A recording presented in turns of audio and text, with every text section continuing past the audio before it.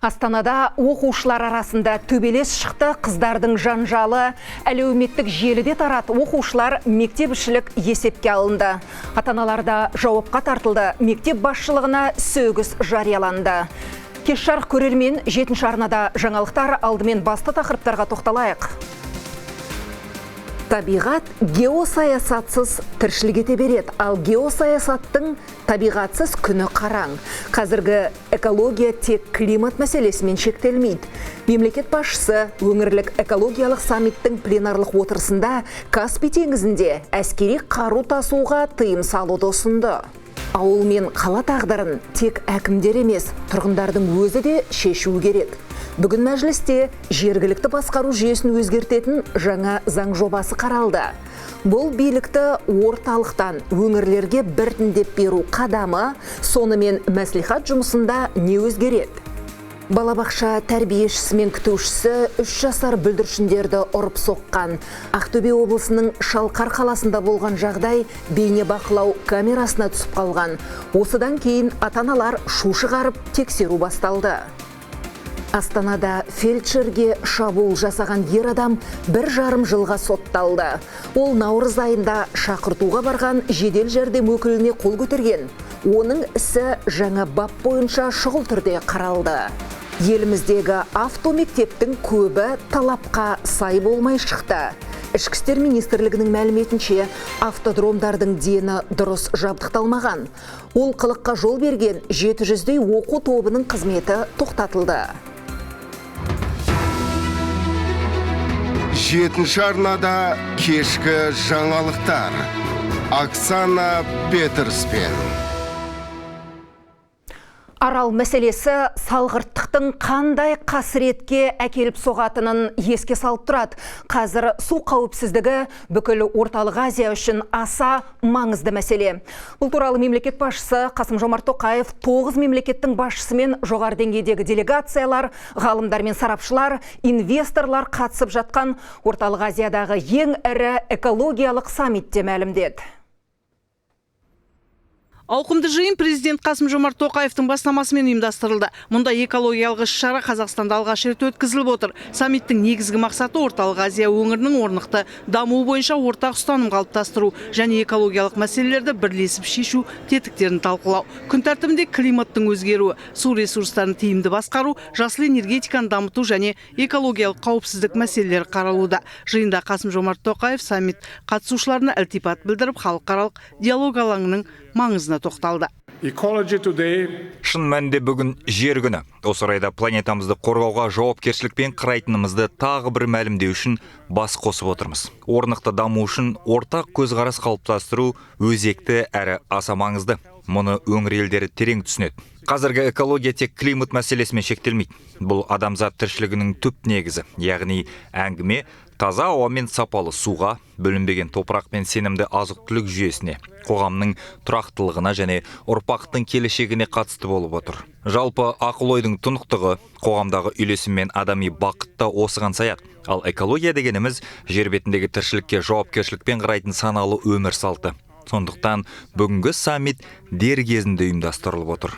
Бірнеше елдің президенті қатысып жатқан өңірлік экологиялық саммит орнықты. Болашаққа ортақ көзқарас тақырыбымен өтуде. Экологиялық жиында Түркменстан президенті су ресурстары бойынша өңірлік кеңес құруды ұсынды. Өзбекстан президенті Шавкат Мирзиёев орталық Азияда климаттың өзгеруі жаһандық орташа көрсеткіштен 2 есе жылдам жүріп жатқанын мәлімдеді. Ал Грузия президенті Михаил Кавелашвили қоршаған орта мәселелерінің елдер экономикасы мен қауіпсіздігіне ықпалы артып отырғанын айтты. Қайткенде жаһандық апаттардан сақтану үшін бірлесе қамдану қажет дейді саммитке қатысушылар.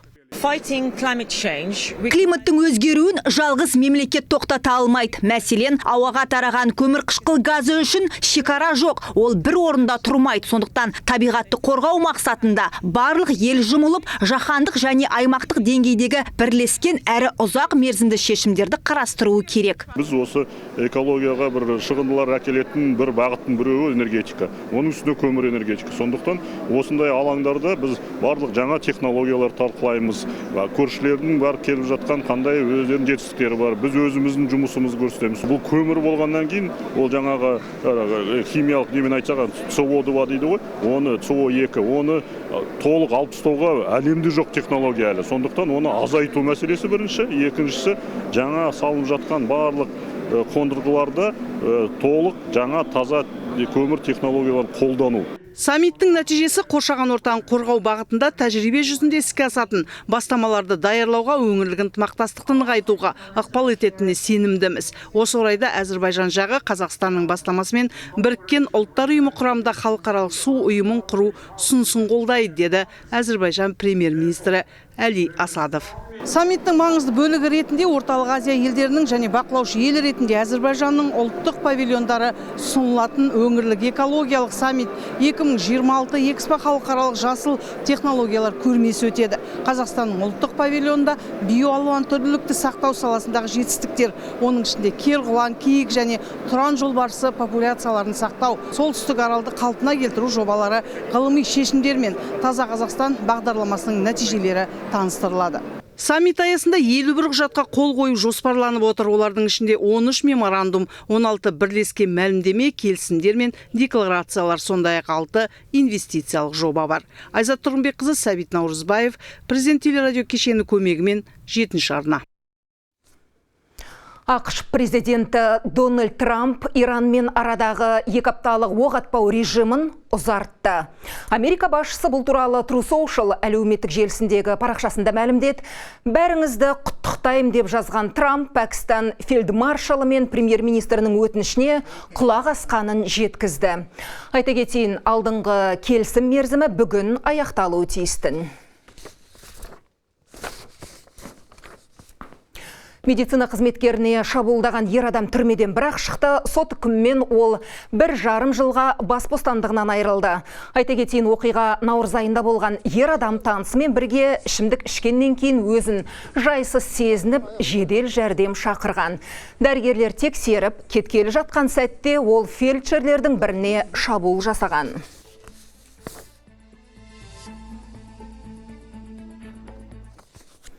Балабақша тәрбиешісі мен күтушісі 3 жастағы балаларды ұрып соққан. Күш қолдану дерегі бейнебақылау камераларының жазбасы арқылы әшкереленді. Оқиға Ақтөбе облысы Шалқар қаласындағы Болашақ бөбекжай балабақшасында болған. Бейне жазбада қызметкерлердің балаларды жұлқылап, желкеден тартып, оларға дөрекі қарым-қатынас жасағаны анық көрінеді. Осыны көрген 12 ата-ана балабақша меңгерушісіне және білім басқармасына шағым түсірді. Бұл жағдай бойынша тексеру басталды. Оның қорытындысы шыққанша қызметкерлер уақытша жұмыстан шеттетілді. Заң бұзушылық расталса, кінәлілер жауапқа тартылады. Қазіргі уақытта аталған дерек бойынша жан-жақты тергеу жұмыстары жүргізілуде. Тергеу аяқталғанға дейін 2 қызметкер уақытша жұмыстан шеттетілді. Кез келген заң бұзушылық фактісі расталған жағдайда Қазақстан Республикасының қолданыстағы заңнамасына сәйкес қатаң шаралар қабылданады. Соңғы кезде мұндай оқиға жиіледі. Кішкентай балаларды қорғаудың қандай жолы бар? Балабақша тәрбиешілеріне қатысты арнайы заң қабылдау қажет пе? Әлемдік тәжірибе не дейді? Осы мәселе бойынша отбасылық психолог Орынгүл Сәтбаеваның пікірін білсек, кеш жарық, сіз тікелей эфирдесіз. Кеш жарық, баршаңызға. Орынгүл ханым, сіздің ойыңызша негізгі себеп неде? Мәселе тәрбиешілердің тәртібінде ме, әлде олардың білімі мен даярлық деңгейінде ме? Мен ойымша бұл жерде 2 проблеманың қосындысы деп ойлаймын. Ең бастысы енді даярлығын төмендігі, және өз тәрбиешілердің психологиялық тұрақтылығы төмендігі, мүмкін жалақысы төмендігі болып, эмоционалдық тұрғыда қатты әсер етеді. Айлықтары аз, стрессті күйзеліске түскен шығар мүмкін. Ойым солай. Бұл психологтардың жеке мәселесі деуге болады. Олар жұмысқа орналасалар алдында тексерістен өту керек қой, психологиялық жағынан. Қалай ойлайсыз? Міндетті түрде оны қосу керек. Ал енді алып жатқан кезде тұлға қандай, баламен жұмыс істейтін тұлға қандай болу керек? Эмоционалды тұрақтылық, бойында эмпатия, мейірімдік қасиеттер болу керек. Баламен жұмыс істеу оңай емес. Орынгүл ханым, енді кішкентай балаларды қорғаудың нақты қандай жолдары бар деп ойлайсыз? Арнайы заң қажет пе біздің елімізге? Мен ойымша әрине қажет. Өйткені ең бірінші ол баланың құқығы. Ең бірінші орында бала тұру керек. Сондықтан заңды түрде оның бәрі келісім болу керек, сондай. Заң шығу керек. Қолданыстағы заңды күшейту керек пе, әлде арнайы заң болу керек пе? Жалпы қолыңызда бір әлемдік тәжірибе бар ма? Арнайы баланы, жалпы арнайы баланы бізде Қазақстанда қорғайды ғой. Бірінші ұйымдар бар қорғайтын.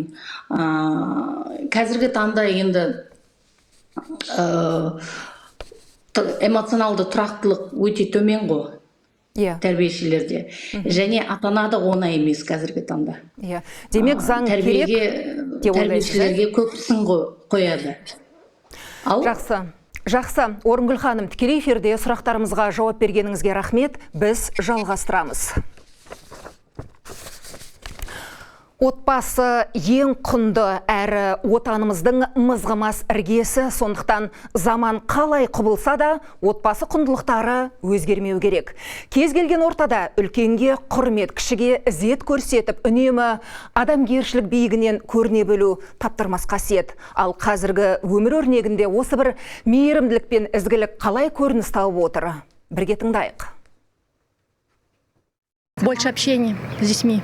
Баламен көбірек тіл табысу керек. Олардың ойын тыңдай білу маңызды. Ұрсып, үлкенді көрсетудің қажеті жоқ. Үлкенге құрмет көрсетуді үйреткен абзал. Аруждан мейірімділік секілді қасиеттерді жастайынан сіңіру қажет. Өйткені қазір әлем өзгерді. Цифрландыру заманы туды. Сондықтан бұл қасиеттер құндылығын жоюы мүмкін. Я думаю, во-первых, Меніңше жастарға өзгенің мүлкіне қол сұқпауды үйрету керек. Біреу өкпелетсе, оған өкпелемей кешірімді болу. Кек алудан аулақ болған дұрыс, өзгеге қастандық ойламау қажет. Семейные ценности это Отбасы құндылығы болашақтың негізі, тәрбиенің бастауы. Егер бұны елемесек, құлдыраймыз. Адамгершілік қасиеттен айырыламыз. Ауыл мен қала тағдырын тек әкімдер емес, тұрғындардың өзі де шешуі мүмкін. Ол үшін халық аумақтық кеңеске бірігу керек. Бүгін мәжілісте жергілікті басқару жүйесін өзгертетін жаңа заң жобасы ұсынылды. Бұл жай ғана түзету емес, билікті орталықтан өңірлерге біртіндеп беру амалы. Сонымен жергілікті мемлекеттік басқару және өзін-өзі басқару туралы заңда не өзгереді? Гүлвира Сейтеннің материалы. Ең маңызды өзгеріс ақшада. Заң жобасының авторы Екатерина Смышляева облысқа түсетін кірістің бір бөлігін ауылдық округтерге беруді ұсынады. Ауылдың бюджетін мүлік салығы мен лицензиялық алымдар есебінен толтыруға болады, деді депутат. Ол шамамен 243 миллиард теңге. Бұл қаражатты қалай жұмсауды депутаттар өңірдің өзі шешетіндей етпек. Сондай-ақ ауыл аудан әкімдерін басы артық жұмыстан арылту қарастырылып жатыр. Біз жерделеп қарадық экономика министрлігімен. Қазірдің өзінде 173 өзінің функциялары бар екенді жаңағы ауыл әкімдерінің. Енді ол әрине көп. Оны енді көп функциялары мысалға оларға байланысты емес. Ол шеше алмайтын мәселелер бар. Мысалға қараусыз жүрген жануарлар бар ауылда. Оны жаңағы трассаларға шығып кетеді. Мүмкін бір авариялар болады. Соған жаңағы ауылдың әкімдері жауап берді. Олар жаңағы олардың бәрін қарау керек, тіркеу керек. Сондай функцияларды мысалға неге мысалға ол жерде учаскелік инспекторлары бар МВД-ның, соларға және де ауыл шаруашылық өзінің құзыретін министрлік өздері шешу керек. Мектептерді қаржыландыру функциясы қайтадан аудандық әкімдіктерге берілуі мүмкін. Нартай Сәрсенғалиев білім саласының бюджетін облыстан ауданға түсіру керек деп есептейді. Ауыл аудандарға барған кездегі ең басты мәселе әкімдер айтатын, бұл білім бюджетінің облыста қалып қою, ауданға түспеуі салдарынан мектептердің, білім ордалардың мәселесін уақытылы шеше алмау мәселесі орын алады. Бюджетті облыстан аудандық деңгейге түсіру туралы шешімді жаңа оқу жылына дейін іске асырып үлгереміз бе, жоқ па? Депутат сауалына ұлттық экономика вице-министрі жауап берді. Үкімет өз тарапынан бұл түзетуге қолдау білдірді. Яғни облыстық деңгейден аудандық деңгейге білім саласының шығындарын қайтарып, оның ішінде тек қана балалардың жаздық демалысына қажетті шығындарды және де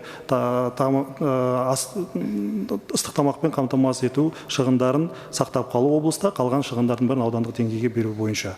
Бұл шешімге Асхат Аймағамбетов қарсы шықты. Депутат білім саласына қатысты ұсынылған норманы қазіргі күйінде қабылдауға болмайтынын айтады. Аудан әкімдеріне жергілікті жерде ықпал ету тетіктер аз дейді. Әкімдіктерге билік берек дейді. Жақсы, дұрыс, келсем. Онда жүйелі болайық. Нағыз билік берек оларға. Салық қызметі бұл да зор билік, керемет болар еді. Полиция ол да керемет билік. Соттар тіпті үлкен билік. Денсаулық сақтау ол да бар. Егер басты мәселе әкімдіктерге билік беру болса, неге біз әкімдіктерге салықты бермейміз? Америкадағындай мысалы. Неге полицияны бермейміз, жергілікті полиция қылып? Өйткені бәрі түсінеді, оған жол беруге болмайды. Ол жерде мемлекеттің болаттай берік вертикалі әділ жүйе болуы тиіс. Сонда неге біз әкімге салықты немесе тәртіп орнатуды сеніп тапсырудан қорқамызда 4 миллион баланың болашағын оп-оңай бере саламыз зерттеусіз. Талас тудырғандықтан бұл ұсыныс екінші оқылымға дейін тағы қаралатын болды. Мәслихат депутаттарының қызметінде не өзгереді десек, егер заң жобасы мақұлданса, олар әкімдердің уәдесін орындауын бақылап қана қоймай, бюджетке түзету енгізе алады. Коммуналдық нысандарды басқаруға араласады. Мәслихат депутаттарының өзіне де жағдай жасалады. Іссапар шығындары өтеледі. Тіпті мәслихат тараса да тұрақты жұмыс деген ешбір депутат төлемсіз қалмайды. Мәжілісмендер осы ұсыныстарды бүгін бірінші оқылымда мақұлдады. Гүлвира Сетен, Жәми Бейсенов, 7-ші арна.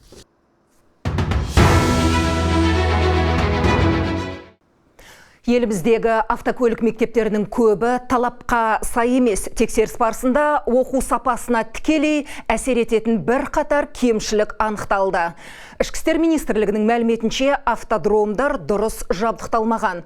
Жол белгілері мен таңбалар жеткіліксіз, кейбірі тіпті техникалық тексерістен өтпеген. Сақтандыру полисі жоқ оқу көліктерін пайдаланып келген. Техникалық ақауларда байқалған. Әкімшілік полиция комитеті олқылыққа жол берген 700-дей оқу тобының қызметін тоқтатты. Қазір ел бойынша жүргізуші даярлайтын 727 автомектеп бар. Енді олардың жұмысы бір жүйеге келтіріліп, бақылау күшейтіледі. Автомектептердің есебін жүргізу және оқу топтарын тіркеу автомектеп ақпараттық жүйесімен жүзеге асырылады. Автомектеп ақпараттық жүйесі көмегімен онлайн режимде берілген куәліктің заңдылығын, сағаттық оқу бағдарламасын, оқу автокөлігін есепке алуды тексеруге болады. Түркістанда таза Қазақстан аллеясы ашылды. Мұнда елдің әр түкпірінен жеткізілген көшеттер отырғызылады. Сөйтіп, әр ағашқа батырлар мен тарихи тұлғалардың есімі беріледі. Жаңа демалыс орны алдағы уақытта қала тұрғындары мен қонақтар үшін тартымды мекенге айналмақ. Сонымен қатар жоба жастарды экологиялық мәдениетке тәрбиелеуге және туған жерге жанашырлықты арттыруға бағытталған.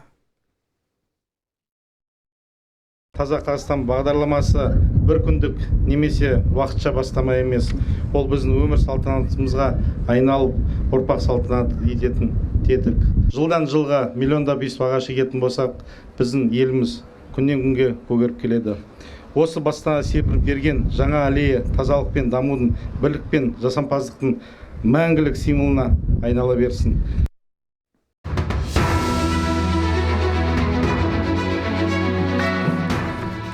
Елордада дәстүрлі халықаралық Астана Евразиан Book Fair кітап жәрмеңкесі басталды. Биыл 9-шы рет өтіп жатқан ауқымды шараға отандық және шетелдік баспагерлер, авторлар мен кітап сүйер қауым жиналды. Толығырақ тілші материалында. Алғашқы күннен ақ жиналған жұрттың қарасы қалың. Мұндай алаңдар кітап нарығын дамытуға және оқырманмен тікелей байланыс орнатуға мүмкіндік береді дейді қатысушылар. Осы көрмеге қатысқанымыз үшін бізде көптеген оқырмандар таныды. Сол арқылы бізді іздеп келеді, біздің кітаптарымызды көп алады. Осы көрменің көптеген пайдасы тиіп жатыр бізге. Астана Евразиан Book Fair кітап жәрмеңкесі барысында жаңа туындылар таныстырылып, кітап авторларымен кездесу өткізіледі. 86 компания өздерінің кітап өнімдерін ұсынып отыр. Осы жерде ерекше атап өтетін биыл Түркия мемлекеті арнайы өздерінің министрлік тарапынан бағдарламаларымен келді.